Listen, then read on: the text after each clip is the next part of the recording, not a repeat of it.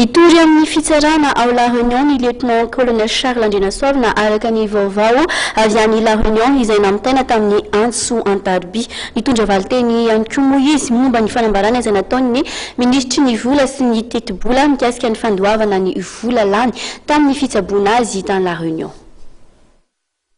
Itory ny fitondrana avy nitetezami tany amin'ny fitsarana ny La Réunion ny lieutenant-colonel Charles Andrenasoavina.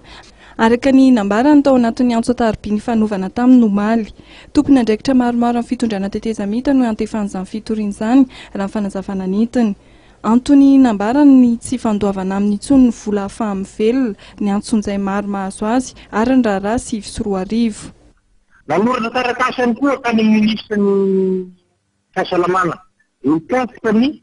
moyen de subsistance satria za tsy manana moyen de subsistance. Araka reny le révélation zay navoakako reny dia nazo ny accompagnateur kely no nahazo le moyen de subsistance. Iny reny iny moa ty subsistance zay misoratra amin'ny raha lafo iny izy antsin'izay mihitsy zay teny andoavana anazy dia prévu mivangapako amin'ny raha lafo amin'ny zavatra iny satria izay no iny moa no ilaiko fa na ny fiainako tena ka volako zay mba ambonambony volako tany-Antananarivo io farako foana iainako aty. Ny fitoriana moa zany mbola tsy déposé zany ny fitoriana aloha zany azava le resaka mivoaka malagasy fa le fitoriako amin'ny justice internationale zany mbola tsy tafipetraka fa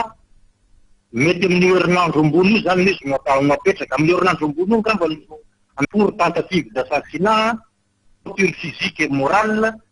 ary iny le resaka meurtre nataony anahy iny zany. De tafiditra amin'ireny daholo moa zany vola mazava loatra ny affaire ny 6 févroary, tafiditra daholo anatiny ihany koa moa zany le fanonganam-panjakana zay nataonay ireny, tafiditra any moa zany ny raharahany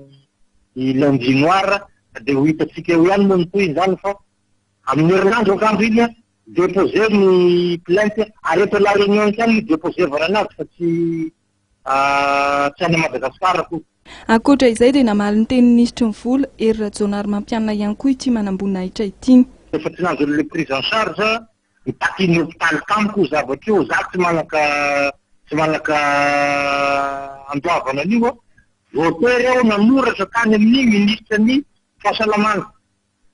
Nilaza taminy fa hoe ireto ny facturako mangataka aminao aho Andriamatoa ministre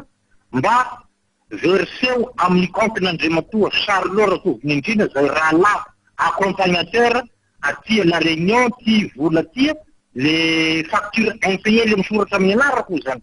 any amin'ny ministre ny fita any amin'ny ministre ny fahasalamana zay taratasy zay arindry moa alefa any aminareo any amin'ny adresse mail anareo izy akehitriny zao de mba mangataka anareo zany mba ho afficheva anareo amin'ny télévision anareo ty le zavatra io zany fa